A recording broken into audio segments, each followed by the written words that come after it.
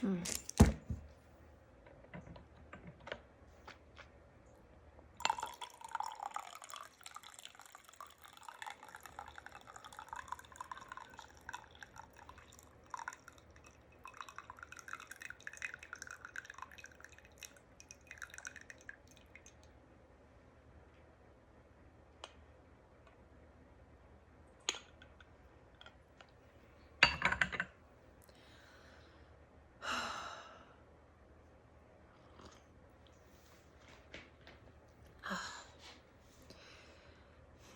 It's Monday morning. I know, I had to think about that because we were working Friday, Saturday, Sunday. Yeah. But before I get into that, my sock and bag and cat hat stand. But look at the, this is a carrier. This is a carrier on the floor. Yes, I have an emotional support animal now.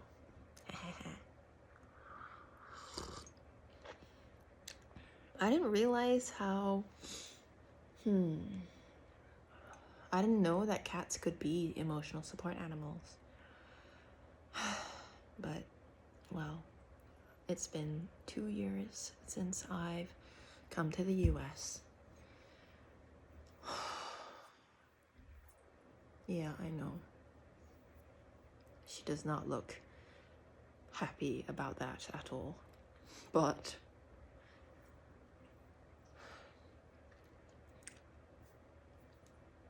I am happy about my life. Here's how I say it, right? Here's how I explain it. I love where I'm living now. I love doing what I'm doing. I love acting. And someone recently asked me, so what's the dream? And I was like, what do you mean? And he was like, oh, like, what do you dream on doing? And, like your dream roles or whatever. I was like, I'm doing it now. I'm acting now. I'm already doing it, is what I said. I'm already doing it. And it's almost like my body said it before my brain could really think. And I was so happy in that moment saying I'm already doing it. And yeah, in life there are moments probably that I would like to, oh good, my cat drank some water. She kept herself hydrated. There are things in life that I would like to accomplish and milestones I'd like to achieve.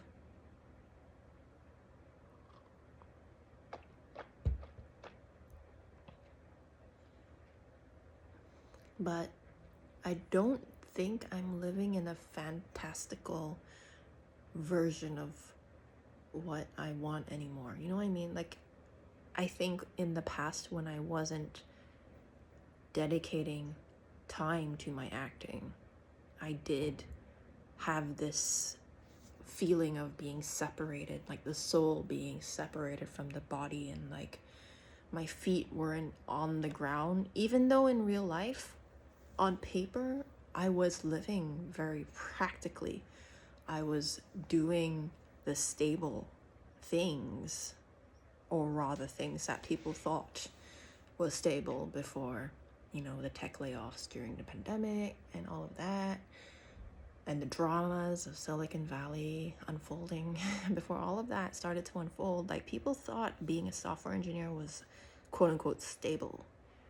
But it actually is not anymore. Like, very senior people are still being laid off in the UK. The industry itself is starting to see the effects of, like,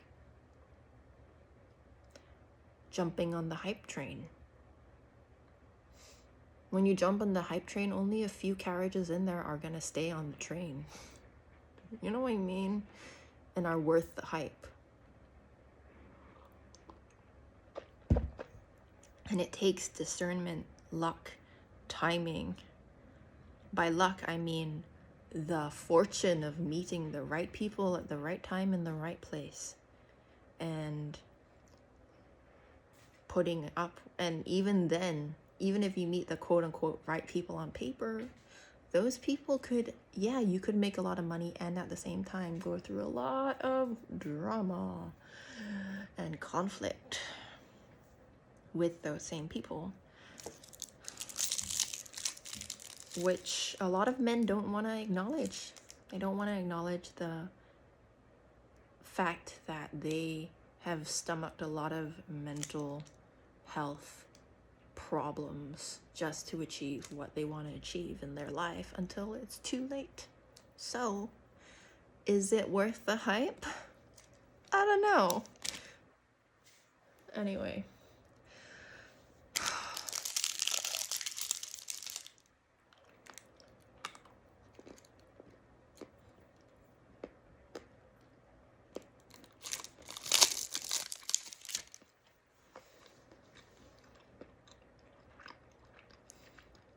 My point is,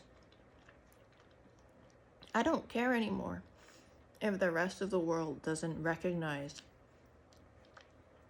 student films, quote unquote, or self-produced films, or amateur stage work as real acting. Because what is that even anyway? Right? Like,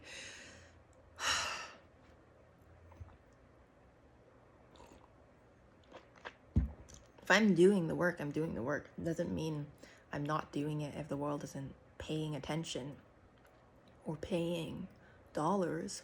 You know what I mean? And do I sometimes wish that I lived in a world where soft skills and emotional labor, domestic help, all of these quote unquote soft skills that were traditionally quote unquote feminine. So I wish I lived in a world where these skills were actually valued before they were taken on by males. Yes. Even software engineering was originally a woman's job. It was left to the women who embroidered and sewed, because like coding is like stitching, you know, every single stitch counts. And sewing is still considered a woman's work, even though my dad is really good at it because he likes to repair his own clothes. He also likes to garden his own garden. like by gardening, I mean like proper full on, like thinking about chopping out the trees, digging the stump out of the thing. Like, he is the kind of man who would get down and dirty and do that. You know what I mean? So anyway, funny man. But if he has like something he wants to repair, he will sew it. And he doesn't care if it's considered women's work by the rest of the world, because he sees a task and a problem and then solves it. But the difference is, if I do that,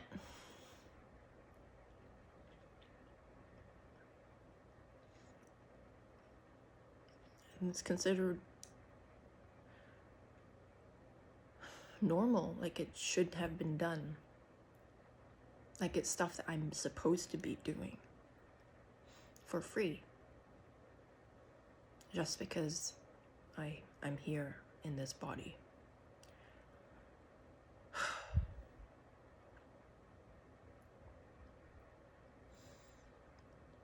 As a female.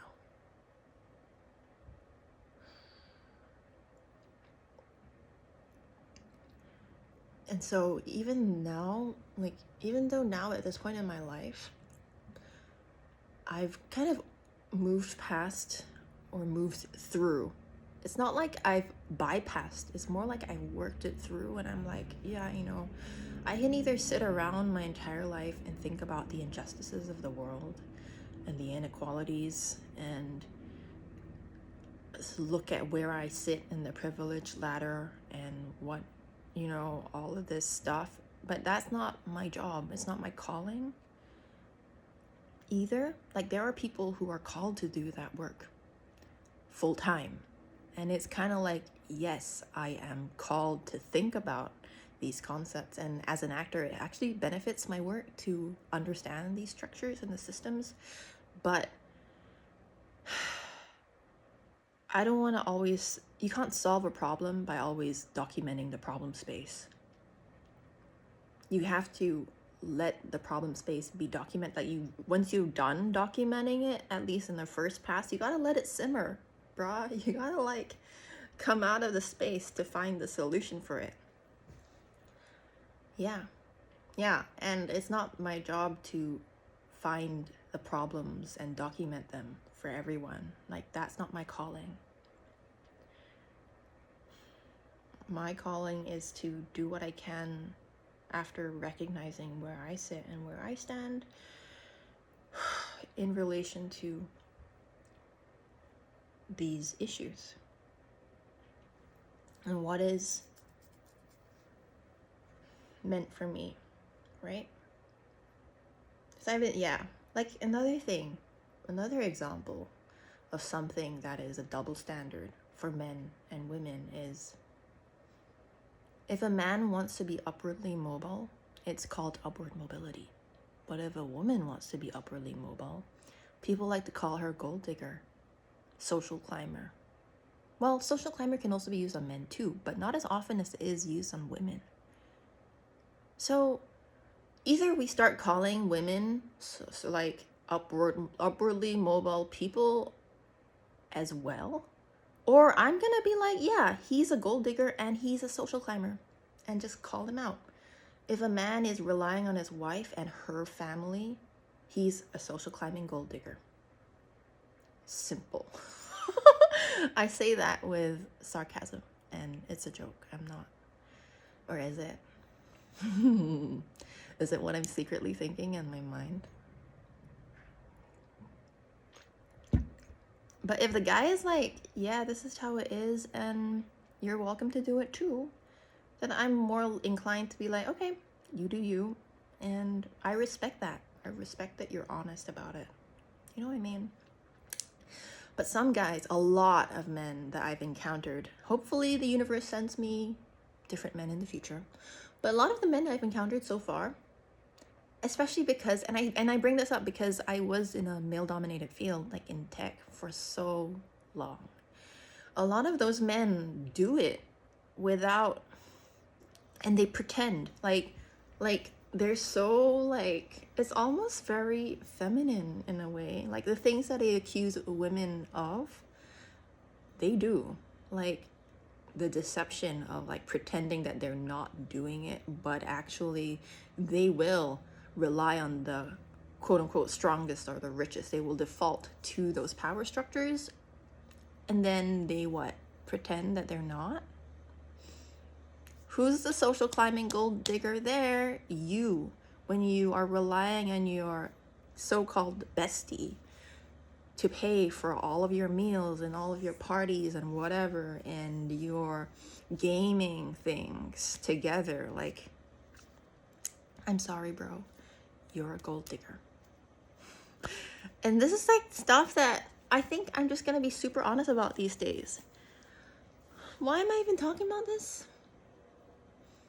These are the things that made me realize, if I'm gonna be putting up with this in an industry and the thing that, yeah, I'm okay doing it. Like I enjoy puzzle solving, Lego making, and coding for fun.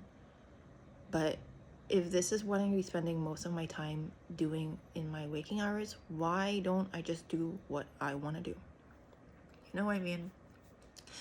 And if this is what I've had to learn about through those experiences, I've realized like it really doesn't matter what people think of me, as long as I know I'm really acting, like I'm taking actions through a character's journey in a story, and therefore that is real acting.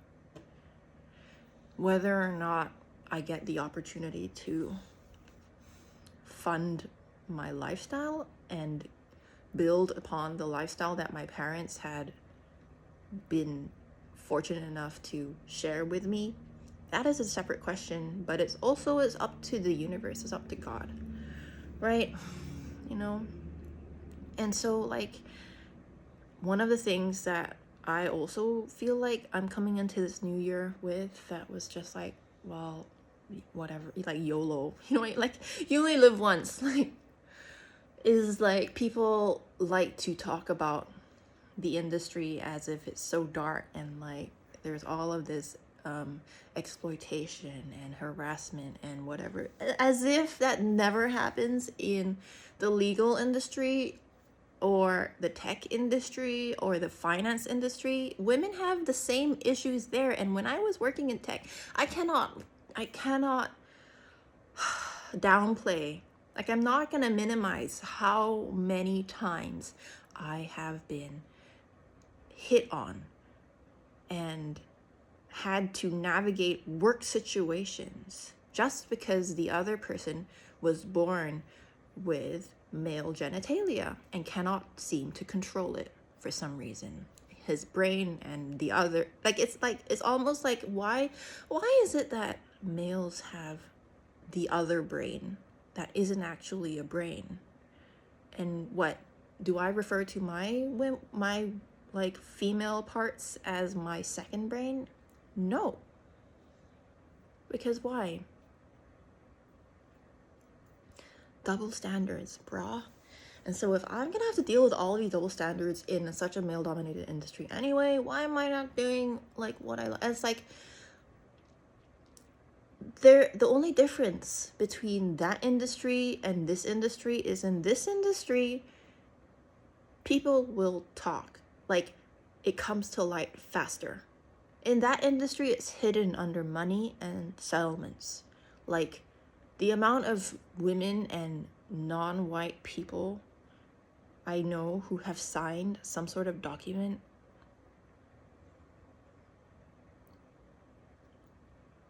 of non-disclosure of because they settled with a company, like that's wild. And it only and then it comes out and it's made into a movie, which is my industry. What, so we are telling the story for them, like what, 10 years later it's still gonna come out, right? So now the main thing for me that I'm realizing now in my early 30s is like, yeah, I made that choice. I chose to be private about these things, these lessons. Like I knew that there were gonna be tough lessons. I don't know how, I didn't consciously know, I just knew it in my gut. I thought about it often. I was like, if I'm gonna have to learn some of these lessons in my life where I've had to navigate positions of power, like negotiations with men in positions of power over my life, I wanted it to be done in the way that I was most supported. And I didn't feel like I needed to learn these lessons out loud in public, like many child celebrities and young 20-something-year-old celebrities do, right? So like all of these gossips and tabloids and whatever, it's like, are you telling me the only difference between a celebrity and you is that they are just living that publicly and everyone is commenting about it? Everyone and their mother and their father and their uncle and their auntie has an opinion about it. That's the difference. And that is why some of them get paid so much money. They're getting compensated for having their lives, their lessons made public. So I thought about it and I was like, yeah, I kind of do. Like, I wouldn't want to be learning these lessons in public. But now I'm at this point in my career as an actor where I'm like, you know what? Yeah, this is the gap. You know, just because just before I went back to Singapore, I had taken an Uber in LA because it's for the amount of rides that I do per month, it's cheaper than a car for me. Like the maintenance, buying, insurance, and monthly, the amount I would spend on Uber would be cheaper than that because of the way that I picked where I'm living and what I'm doing and all of that. So, which is wild to me, because Uber is expensive in LA. It's so expensive. Anyway, I was in an Uber last month, and the Uber driver asked me, he was like, so when are you gonna become famous? And I was like, what? I was like, well, I need to ask God. Legitimately, my mouth just said that. I need to ask God. I was like, I don't know. It's like, is this within my control? Yes and no, right? Being myself, putting myself out there is in my control, but whether or not people will pay attention to the work I put out into the universe, into the world, that's like infant. It's like by chance and coincidence and fate and luck. Yeah. I can control maybe the channels through which I put my work out, but whether or not that channel stays open and the water flows through it and reaches the destination or goes out to the sea, like, is that really in my control? I don't know. And yet I realized that as an actor, it's not that I want the fame for the sake of it. I mean, I am curious about the experience of it, of having it. And at the same time, I only really want as much as I need to get the stories told to the people that need to see them. And that I'm meant to be showing my work to. You know what I mean? And yeah, so that in itself, that mindset is very unlimited. Like, it's very freeing, because for me, like, people ask me like, what kind of stuff you want to do after you graduate. I'm like, if I resonate with a story and a character, I'll do it. If I don't resonate, maybe we can negotiate it, or maybe I just will say no. You know what I mean? But if I resonate, we do it. Like it doesn't matter to me if I could do a small immersive performance and it's like 4 people in the audience, which is actually super cool. Like one of my my seniors did that recently, and while I didn't catch the tickets because they were all sold out before I could, I would love to do something like that, where you have something where like literally the person in front of you has an entirely different experience from the next person who's going to be in front of you tomorrow. Like, that's super fun, right? So even like something like that, or like on the other extreme end of the spectrum, if I'm doing like a movie, a blockbuster, and it goes like, is the word for, well, not so much viral. I mean, it's not, well, yeah, like if it goes beyond viral, like becomes a hit, you know, a box office hit, like, okay, that's still beyond my control. Like, I just showed up for that character and to tell the story and to serve the purpose of entertaining an audience, or the people that story is meant to reach. You know what I mean? Connecting with the people who are meant to be watching that story.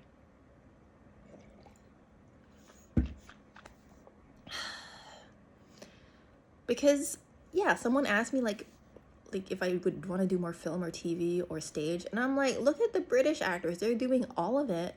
And not just the British actors, no, look at the established actors, like the ones that people consider the creme de la creme, right? Like Dame Judy or even Meryl Streep. They've done all of it. Like Viola Davis has done TV, film, stage. What they're just actors, bruh. They're here to act. Like, what kind of question is that? yeah. So, yeah, like for me, I'm just taking it day by day, step by step, and story by story. That's my commitment this year. And okay, I'm super excited because we are finally doing our short film project in the conservatory program. We call it the Genesis Project. And I'm so grateful. Like, I got my favorite genre, suspense. As a consumer, I love consuming suspense content. Like for me, like I'm not a horror fan, but I loved Get Out because of the suspense elements to it and the like what's gonna happen, the like mystery and the like. The other one I love is Tinker Tailor Soldier Spy. I love the Knives Out movie. Like I love these like whodunit sort of vibes. You know what I mean? Like what actually happened? Oh my god! And it's like it's like it's not gory horror. The horror comes from the not knowing what might happen. And then maybe it's because I'm such a spoiler junkie. Like if I get bored by a story or a film or anything, I will like Google the ending, or I will flip to the last few pages and then be like, is this something that I want to continue reading right now, or am I going to put it down and I'll think about it later? You know what I mean? Yeah. I used to be like that, but now these days I'm going for maybe that's why I love suspense, because I'm going for the ride more. Suspense really teaches you to just go with the flow, and you'll find out and enjoy the process of finding something out. So and I'm so grateful because the universe has aligned me with people who are committed, and we are just so complementary in our skills. And this, I think, is luck, you know. Yeah, it has been something that coming out of tech and coming out of the experiences that I had just around the pandemic time, it was like I genuinely had asked, I was starting to lose faith in the universe, you know what I mean? I was starting to lose faith in God that I would meet the people that were meant to be my people. Not just like in work, but like in love, in life. And also now I'm at this point where I realize like I have so many people that I considered good friends that I see clearer now, and some of them I definitely need to make an intentional effort to reconnect in sustainable ways, and some of them I just need to accept that I believed more and wanted more than they did in the friendship, and they wanted something from me that was not really friendship related but transactional in a negative sense. So I just have to let those go, you know what I mean? So why did I say that? Oh yeah, because I realized, that was the point that I was at, right, for like the last 3 to 4 years, where I was just like trotting along. I was like, why am I here? What?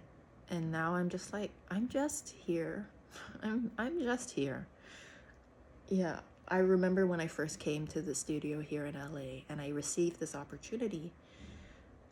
Our scene study teacher, my first scene study teacher, he was like, as we were introducing ourselves, he was like, so what? I want everybody to talk about why they decided to join the program, or why they're here. My answer was super simple. I was like, I'm here to act. And then he asked me to elaborate. And I think, so I elaborated, and then I think it got really long-winded because, I mean, he asked me to say more. So I was like, okay, I'll tell you the whole grandfather story law. Like, what you want from me, ma? Uncle, I'm sorry. Sir. Like, what do you want? And I was like telling the whole story, and he had to like, okay, thank you. I was like, well, you asked me, so I answered. And now I think about what I said, and I'm like, I realize it's because outside of this environment with this opportunity, like I just didn't have the space, the time, the support, and the yuanfen, the opportunity, the alignment to do the work that I want to be doing. I also had another moment a year into the professional conservatory. So I had done the summer, then I joined the professional, and then I was in the evening program, the final cohort of the evening program. I didn't know it was going to be the final cohort, but something in me was like, you're done with this cohort. Like, you've learned what you needed to learn. It's time to go. And I was like, what? So I was like, okay, I have to take a year off. And I explored other cities and other options. And now I'm in the first ever daytime cohort of the same program. I mean, same program in this location, because it's a younger school and it's a sister school to the original in New York. There's a whole other story there. Anyway, but I'm in the first daytime cohort, and I was like, this is what I mean, like right time, right place, right people. Like, that is luck. Those are things beyond your control. And what I discovered about myself, it was like, firstly, yeah, my energy in the daytime is just, if I'm working every single night on intense characters from like 6 to 10, I can't come out of it until like 4 or 5 a.m. And then by the time I'm awake, it's like 3 p.m. and I'm like, I don't want to live like that. That being said, if it was for a production, like if that was like a 2-month thing, 3-month thing even, that's different, right? Even then, the rehearsals would be in the daytime, not at night, unless the company decided that it was going to be running them at night. You know what I mean? But normally the rehearsals would be daytime, and then the shows would be like matinees and nights. But I'm like a matinee goer. Like, if you ask me to watch theater, I'm like, can I go for the matinee? Like, if you ask me to go at night, I might fall asleep. I might pass out halfway through the show. So it needs to be a matinee. But I discovered that about myself, you know? And I never would have had that opportunity to discover that if I hadn't listened to my gut. Yeah. Because the more I think about it, it was like, because it happened to me at the final sort of job that I had in tech. I had this knowing. I mean, I'm not going to say too much about the actual company itself, but my experience of my gut's instincts and what I learned about my intuition as a human being is like, I think because I was too brainy, whatever that means. Like, I relied too much on quote unquote logic from like a mental arithmetic kind of like intellectual aspect, that I ignored the validity of your gut feelings and your in your body, like your somatic responses.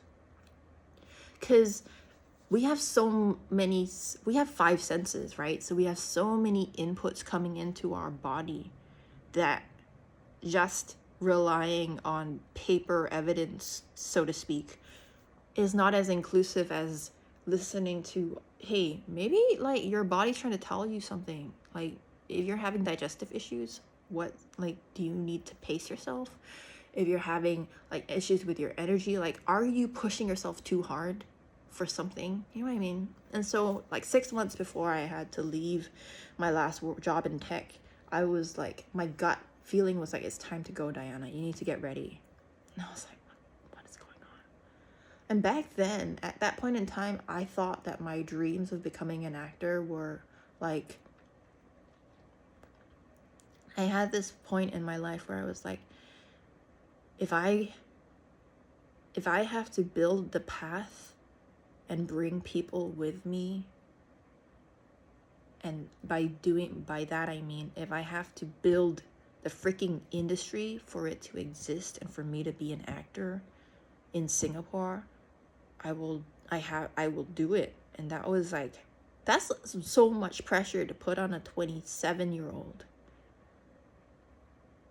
Like, just because I had the fortune of building companies and startups, like as a first employee and then as a co-founder, does not mean that I should be the one person who takes on the load of the entire ecosystem in Singapore, fighting against the tidal wave of all of the naysayers, and then this is not practical, this is not realistic, this is not a real job. Heavily ingrained and like fear mongered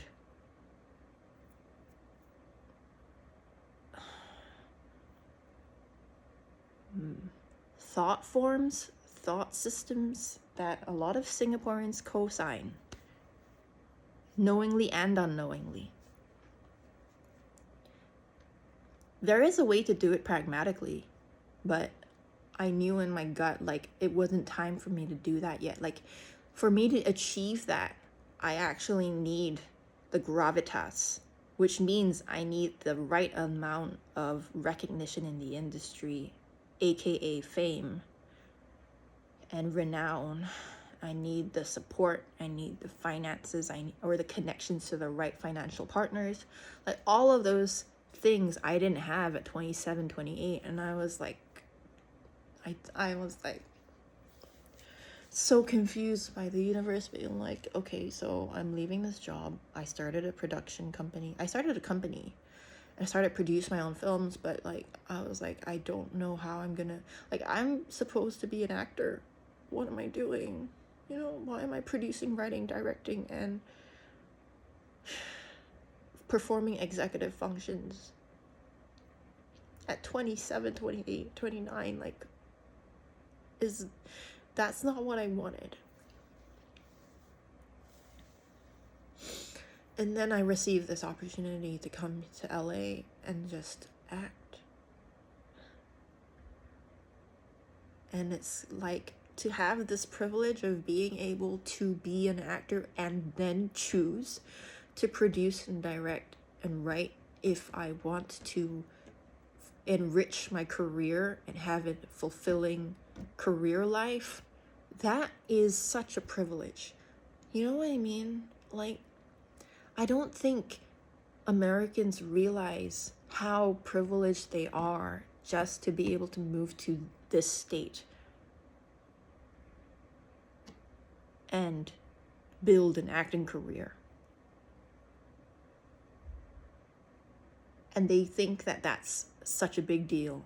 Just moving states is such a big deal.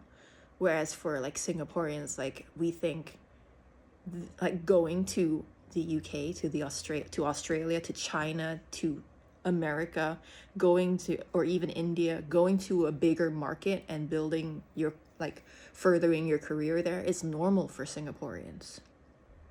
It's necessary for people who want to have size in their careers. And I think that's why we invested in having this quote unquote most powerful passport, because we need the diplomacy and the trade to function.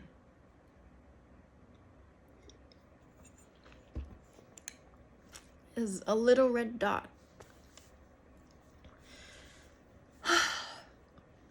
So, where does that leave me now? I'm like not happy to be back in the West, but that's like the grander scheme of things. If I think about the day-to-day,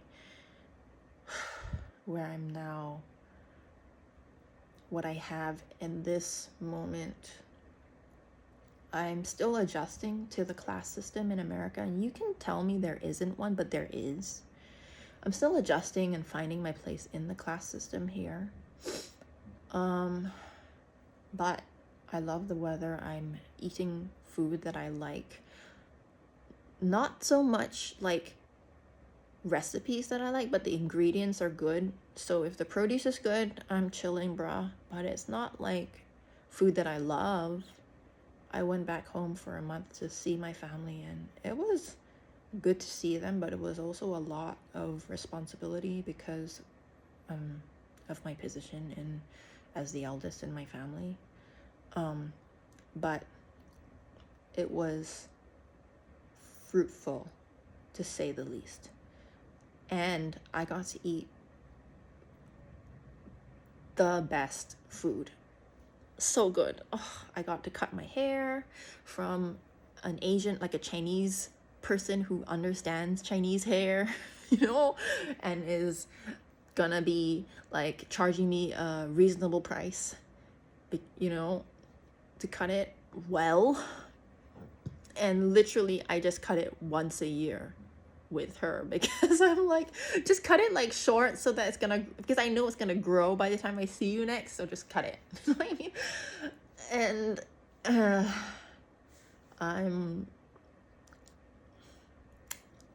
it's about the relationship, and at the same time, and I miss all of that. I come back here and I'm like, I miss the MRT. But I'm doing the work I love. The produce is good.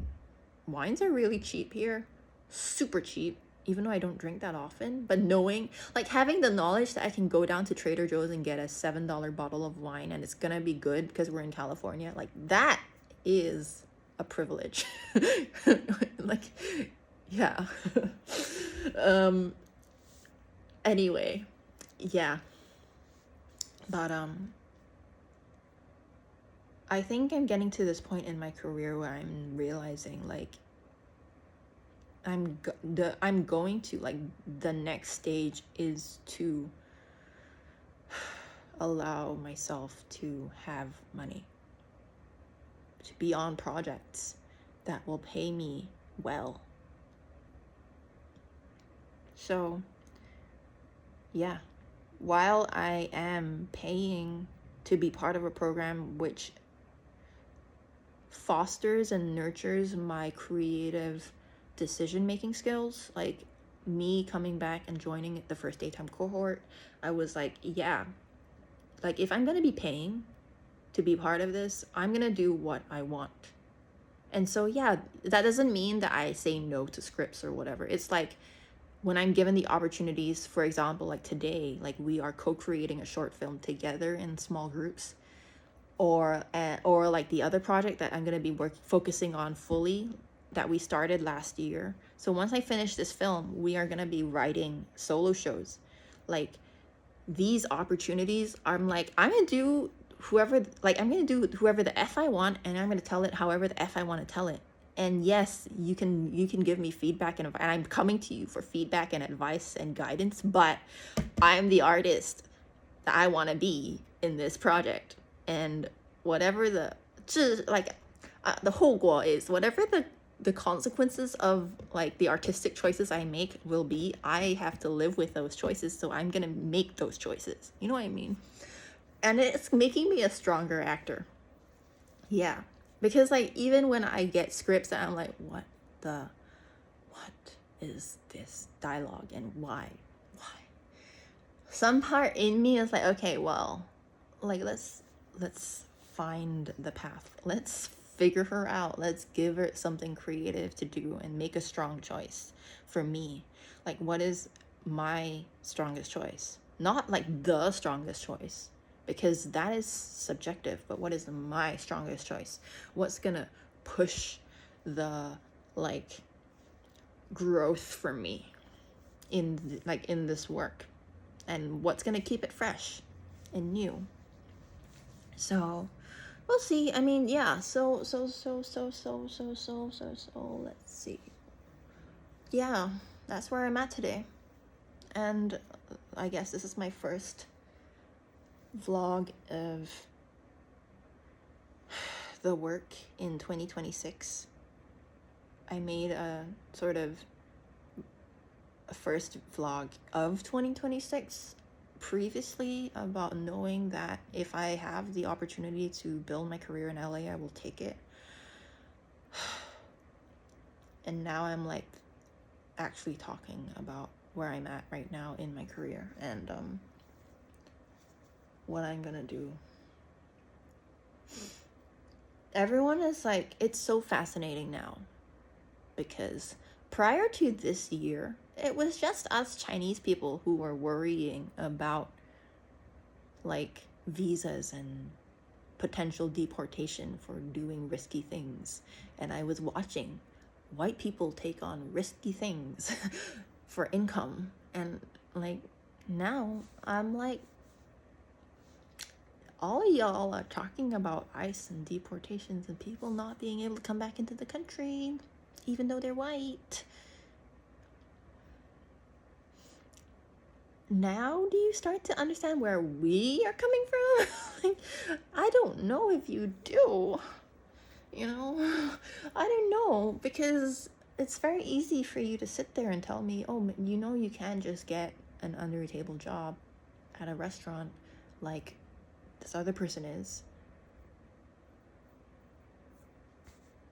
And not saying that I know that they are or they aren't, but that was just hearsay.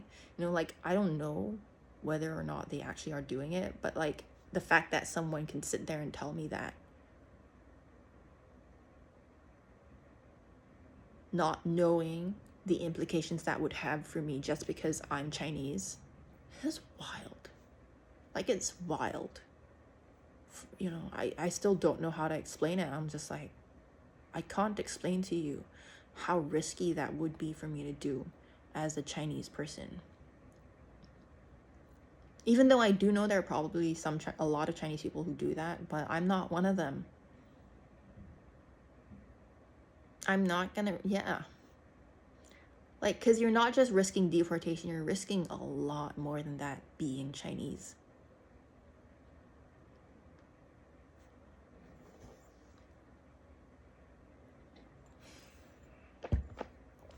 And those are the reasons why I'm like, yeah, I don't like the fact that I'm in the US for right now, but I like where I'm living, and it happens to be in the US.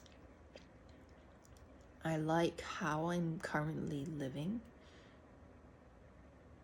and it happens to be in the US. I like the career I'm having right now and the choices I'm having, the choices I'm able to make in my career and the opportunities that are open to me right now. I like those, and it just happens to be in the US.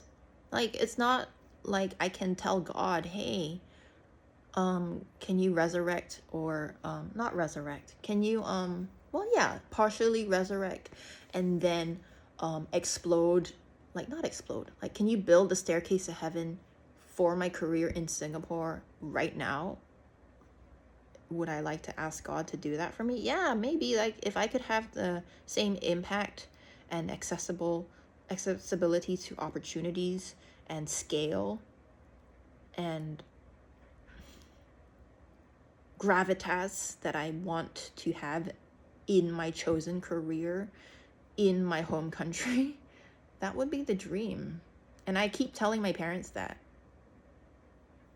you know, it's the, anyway. But the reality is, I'm where the industry is, and I actually really like living here. Yeah, I like living here. All right. I love it here, actually. The weather is so good. Nature is beautiful.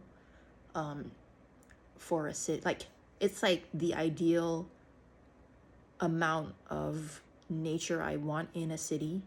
Like, I'm a city girl, and having this much nature in this city is actually the ideal amount for me.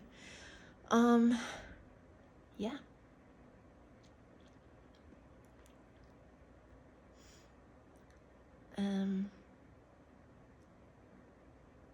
And the people I'm meeting are great. So that's good. And yeah, I am taking my time to get to know them, because I think having learned what I learned in the UK, it's about baby steps. Yeah. Maybe, hopefully next time I can introduce my cat. My little bestie. Yeah, and I met my new bestie, my cat, here in LA too, which is another 缘分, right? It's another sign for me. Okay. Have a good one. Bye.